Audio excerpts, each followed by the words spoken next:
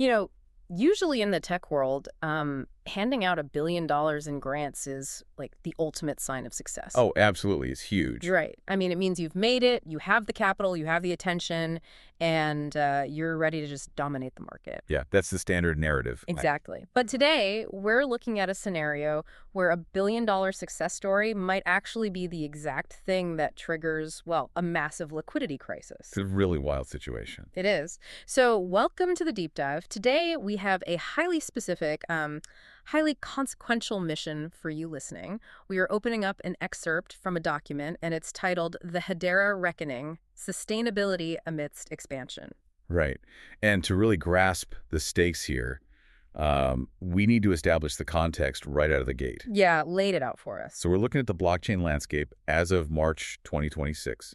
The HBAR Foundation, which is the entity that supports the Hedera network, has just issued this massive, truly massive round of ecosystem grants. We're talking a lot of money here. Enormous amounts of capital. And the goal is to spur developer growth and network activity. But the source material explicitly calls this a critical turning point. Which sounds ominous. It does. It leads to this almost existential question, which is, can this ecosystem actually survive its own success? Okay, let's unpack this, because calling $1 billion grant distribution a threat to survival sounds, it sounds completely counterintuitive. Right. It doesn't make sense on the surface. No, not at all. So before we even get into the underlying financial mechanics, we need to define what Hedera actually is and, what this turning point represents for you. Yeah, that's a good idea. So Hedera is a layer 1 network, and I always look at layer 1s like the foundational highways of the digital world. That's a great way to put it. They're the base infrastructure like Ethereum or Solana, right? The actual pavement that other developers build their applications, or let's call them their cars, to drive on. Right. And the native token of Hedera, which is called HBAR, is basically the currency you use to pay the tolls on that highway. That highway analogy is the perfect starting point, because the mandate of the HBAR Foundation is basically to get as many cars on that highway as possible. They need the traffic. Exactly. They need to attract developers to build decentralized applications. Everything from finance protocols to supply chain trackers. Actual utility. Yeah. And to do that, they issue grants from their treasury. They're essentially offering to pay for the manufacturing of the cars and subsidizing the toll fees for a while just to get traffic moving. Wow, okay. And if they're successful in distributing these grants, it means they've found projects willing to take that capital and actually build. But, and this is a big but, if they're functioning like a hyper-growth tech startup that just handed out, massive unprecedented bonuses to acquire users, the math has to catch up eventually, right? Absolutely. Because on paper, acquiring all those users is a huge win. The charts go up and to the right. Everyone's happy. Right. The metrics look amazing. So how can the actual deployment of these grants be the very thing that sets the stage for this reckoning the document talks about? Well, because it fundamentally alters the foundation's burn rate. What's fascinating here is the difference between subsidized metrics and organic demand. Okay, break that down for me. Sure. When you successfully distribute massive grants, it's not just a one-time expense. It's a cascading commitment. Like an ongoing thing. Exactly. You're funding developer teams, you're subsidizing their operational costs, and crucially, you're paying for market liquidity. Right. So the success is that the Hedera ecosystem suddenly looks vibrant. Right. It looks incredibly active. Lots of cars on the road. Yes, but the threat is that this vibrancy is entirely dependent on the foundation's treasury continuing to foot the bill. Oh, I see. So they're basically accelerating the depletion of their own reserves just to create the illusion of a mature market. Precisely. The treasury is under immense pressure because the grant program was successfully deployed. Because they actually got people to take the money. Yeah, you have a finite amount of capital in the war chest, and you are burning it at an unprecedented rate just to keep the lights on across, dozens or hundreds of new applications. Man. So if the foundation is functioning like a venture capitalist that doesn't actually take equity, the obvious threat isn't just running out of money. Right. It's what that money is actually buying while it lasts. The source notes that these grants are on, and I'm quoting here, $1 billion scale. It's a staggering amount. We're talking ecosystem-defining capital.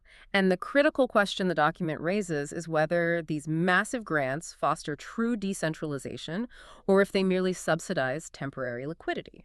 And that distinction is the core philosophical and mechanical debate in tokenomics today, Yeah. because the ultimate goal of decentralization is resilience. A truly decentralized network does not rely on a single central entity, like the HBAR Foundation, to just keep it running. Right. It should stand on its own. Exactly. The participants should be there because the network provides intrinsic utility. They're paying transaction fees to secure the network, and they're building sustainable businesses because the infrastructure itself has, undeniable value to them. Let's pause here for a second because liquidity is one of those buzzwords that gets thrown around constantly. Constantly. But we need to explain the actual mechanism for you listening.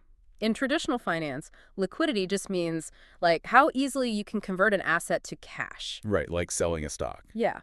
But in decentralized finance, or DeFi, liquidity is the actual lifeblood of the system. If I want to trade a token on Hedera, I'm not using a traditional order book with a broker in a suit. No, not at all. I'm using an automated market maker, or an AMM. Yes, the AMM is a crucial concept here. Think of an automated market maker like a giant math-driven digital vending machine. Okay, a vending machine. Yeah. Instead of matching a buyer directly with a seller, the smart contract just holds a pool of two different tokens, say HBAR and a stablecoin like USDC. When you want to trade, you swap your token directly against that pool inside the vending machine.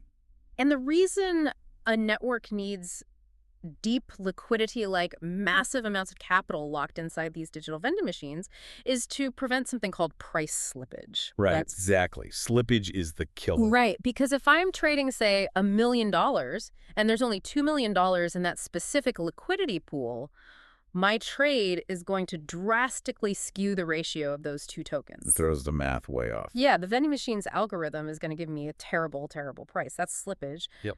But if the pool has like $100 million in it, my $1 million trade barely makes a ripple. Exactly. Deep liquidity means traders can move large amounts of capital efficiently.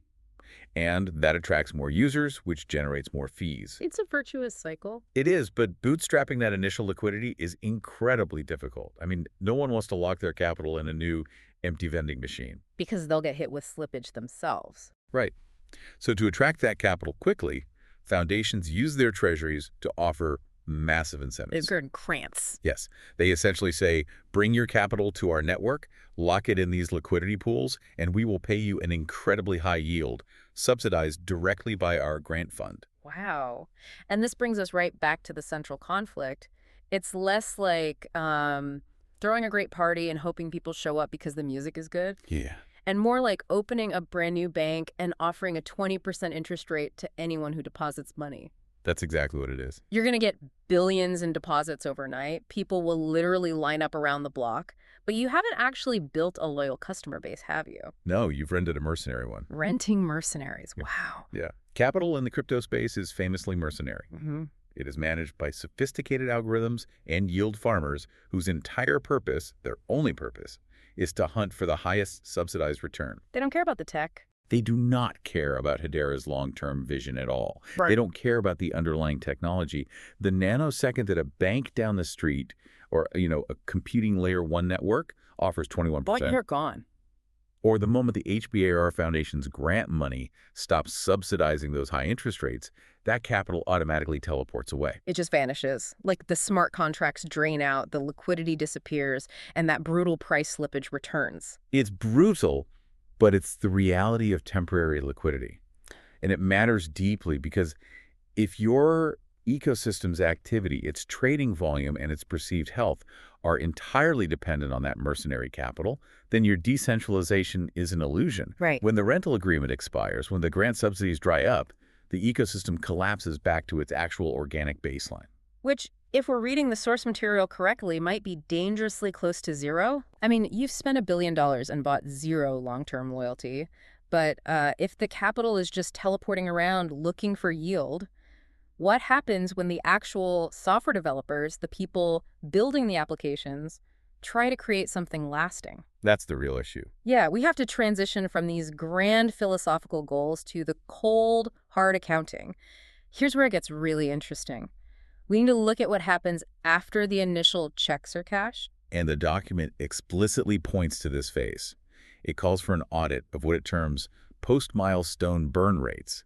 against something very alarming, which it calls stagnant network revenue. Okay, let's define those milestones so you listening can see how this trap actually springs. When a developer gets a grant from the foundation, it's like almost never a lump sum up front, right? Never. It's tied to specific deliverables. Right. First, you launch on the testnet. And a testnet is basically the sandbox environment. You're using fake tokens, testing the code, making sure there are no bugs. Exactly. You hit that milestone, you get a payout. Correct. And then the next major milestone is usually launching on the mainnet, which is the live public network where real value is actually exchanged. Where the real money is. Yes. You deploy the application, it works, and the foundation pays out the final tranche of the grant. And, I mean, in theory, this milestone structure is highly responsible. Sure, it sounds good. Yeah, it holds developers accountable for actually shipping a product before they get all the money. But here is where the mechanism breaks down for me. Wait, if I'm a developer cashing these milestone checks to pay my AWS server bills and, my employees' salaries, Yeah. I'm taking those granted HBAR tokens and selling them for US dollars on the open market. Right. Once that final milestone check clears, I still have that ongoing burn rate. I still have to pay my team next month. But the foundation's subsidy has officially ended. This raises an important question, right? Because that is the exact moment the developer needs actual paying customers. They need real business. Exactly. The application must generate organic revenue to survive. But the challenge outlined in the Hedera Reckoning document is that the network as a whole is facing stagnant revenue. And this is where the math gets genuinely terrifying for the ecosystem. Because if there are no actual users buying HBAR to pay network fees, the math doesn't just stall, it inverts. Let's look at the two sides of the foundation's ledger to see that inversion, because it's pretty stark. Okay. On one side, you have the post-milestone burn rate. The Treasury is continuously bleeding capital to fulfill these massive billion-dollar grant obligations to hundreds of developers. For money going out. Right. On the other side, you have organic network revenue. No. Now, how does a layer 1 network generate revenue? Through transaction fees, right. The tolls. Exactly. Every time someone uses an application, they pay a tiny toll to the network. But, and this is a big but, networks like Hedera are specifically engineered to have incredibly low transaction fees. We're talking fractions of a single cent per transaction, which is a feature, not a bug. It's designed to make enterprise adoption cheap and easy. But from an accounting perspective, that means you need an astronomical volume of transactions just to make a dent in the foundation's balance sheet. You need massive, sustained global throughput. I mean, huge volume. Yeah. And if the applications built with grant money do not attract real, sticky, high-volume users, the network just doesn't generate those micro fees. So there's no money coming in. Right. So the outflow of capital from the Treasury vastly outpaces the organic utilization and the revenue it produces. The foundation is essentially paying for its own gradual depletion. Man. So what does this all mean for the everyday user? We have a situation where the math shows a direct clash between incredibly high subsidized burn rates and just stagnant organic revenue. The collision course. It really is. We are forced to evaluate the final long-term outlook for the HBAR Foundation as of this March 2026 turning point. And the source presents two very distinct paths. We have to evaluate if the HBAR Foundation remains a viable growth engine or if it has simply become a depleting war chest. And tied directly to that depleting war chest is this looming threat of long-term inflationary pressure. Okay, wait, let's break that down. Inflationary pressure. Yeah. The concept of long-term inflationary pressure is the absolute crux of why a depleting war chest impacts everyone in the ecosystem, not just the foundation's accountants. Why is that? Well, when we talk about a foundation's treasury, we aren't talking about a vault full of US dollars. We're talking about a vault full of the network's native tokens. Right. They're granting HBAR, not cash. Exactly. When the foundation issues a grant, they unlock HBR tokens from their treasury reserves and distribute them to developers or, to those mercenary liquidity providers we discussed earlier. Yeah. And as you pointed out, those recipients immediately turn around and sell those tokens on the open market to cover their real-world dollar-denominated expenses. Because they have to pay rent in dollars. They have to pay for servers in dollars. Precisely. Which means every grant issued creates constant, ongoing sell pressure on the open exchanges. You are continuously inflating the circulating supply of the token. Now, if the network is a viable growth engine, this inflation is perfectly fine. It is. Yeah, because a viable growth engine means the ecosystem is producing so much intrinsic utility.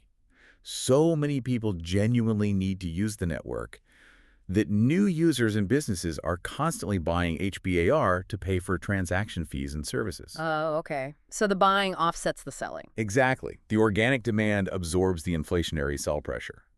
The highway is so busy that the tolls actually cover the cost of construction. But if the organic revenue is stagnant, as the source warns, there is no new demand to absorb that sell pressure. None. The foundation keeps unlocking tokens to fund the next round of grants. Those developers immediately sell them to keep their own lights on. The circulating supply goes way up, but the actual user demand stays flat. And basic economics dictates what happens next. The value of the token drops. And that triggers a mathematical death spiral. A death spiral. Yes, because if the value of the token drops, the foundation's purchasing power diminishes. Think about the mechanics of the next grant they need to issue. Okay. If they promised a developer a $1 million milestone payout and HBAR is trading at 10 cents, they only had to unlock 10 million tokens. Right. The math is simple. But if the inflationary pressure has driven the price down to 5 cents, they suddenly have to unlock 20 million tokens just to meet that exact same dollar obligation. Oh, wow. They are literally accelerating their own inflation to cover the exact same expenses. The foundation is essentially funding its own demise. It's a vicious cycle. They have to print more tokens to pay the bills, which drops the price further, which means they have to print even more tokens the next time. That is brutal. It is. To objectively lay out the stakes here, without a fundamental shift from subsidized liquidity to organic, fee-generating revenue, the growth engine inherently stalls. It hits a wall. Yeah. A depleting war chest means the foundation has fewer and fewer resources to incentivize behavior. The mercenary capital flees because the yield subsidies are no longer lucrative enough in dollar terms. Right. So the reckoning is the moment the market realizes the ecosystem cannot sustain its operations without constant Treasury intervention. But the Treasury itself is running out of ammunition. Wow. It is a phenomenal mental model for evaluating any complex system. Let's quickly recap this journey for you listening because we covered a lot of ground. We did. We started by looking at this massive billion-dollar injection of grants by the HBA Foundation in March of 2026. A headline that looked like a massive success but actually introduced a heavy immediate burden on their treasury. Right. And we then explored the critical difference between renting mercenary capital and building true decentralization. The party analogy. Exactly. We looked at how automated market makers require deep liquidity and how foundations use massive yield subsidies to attract deposits that vanish the second the algorithms find a better rate somewhere else. Which brought us to the cold, hard accounting of post-milestone burn rates colliding with stagnant network revenue. We walked through how developers cashing milestone checks to pay real-world bills creates this intense sell pressure. Yeah. And if there isn't massive organic transaction volume generating fees to offset that pressure, the math just inverts. Leading to the ultimate prognosis, the battle between being a viable growth engine and a depleting war chest. The dangerous feedback loop of long-term inflationary pressure where a foundation is forced to unlock more and more tokens just to maintain the same dollar value of subsidies, Right. accelerating the token's devaluation. For you, as you look at this ecosystem, or frankly any emerging tech project, having this framework is just crucial. It cuts straight through the noise of press releases and flashy user acquisition charts. It really does. When you see a massive grant program announced, you now know to look under the hood and ask, is this a growth engine fueled by real utility, or is it just a really expensive, depleting war chest subsidizing its own survival? And that leads to a critical final thought for you to ponder on your own. Let's hear it. If an ecosystem relies heavily on a depleting war chest to mask stagnant revenue, what is the exact mathematical breaking point where organic utility must take over before the network faces irreversible obsolescence? And once the grant money is entirely gone and the mercenary capital has fled, how do you measure the true unsubsidized value of a network? Because eventually the subsidies always run dry and the infrastructure has to stand on its own 2 feet. Thanks for joining us on this deep dive.